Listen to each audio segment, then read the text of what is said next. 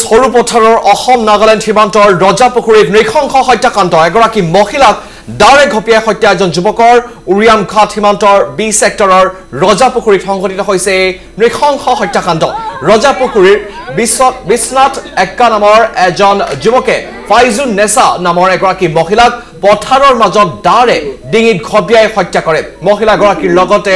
আন ৩ জন লোকক ঘপিয়াই গুৰুতৰভাৱে আহত কৰে ঘাতক যুৱকজনে আহত ৩ জনকে ভৰ্তি কৰা হয় চিকিৎসালয়ত ইয়াৰ পিছতে গাঁওবাসীয়ে জ্বলাই দিয়ে হত্যাকাৰী বিশ্বনাথ এক্কাৰ বাসগৃহ ইতিমধ্যে হত্যাকাৰী বিশ্বনাথ এক্কাক গ্ৰেপ্তাৰ কৰিছে আৰক্ষীয়ে ঘটনাস্থলীত উৰিয়ামঘাট আৰক্ষী চিআৰপিএফ আৰু সীমান্ত দণ্ডাধীশ উপস্থিত হৈ আৰম্ভ কৰিছে তদন্ত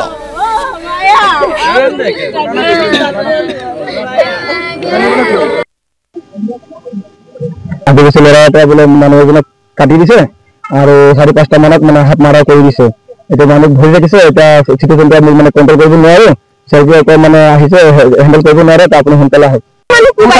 মাকে একদম খতম কৰি দিছে মোটা মানুহ কি লাগিব তো ফাঁসি লাগিব নালে মোৰ মা নি দিব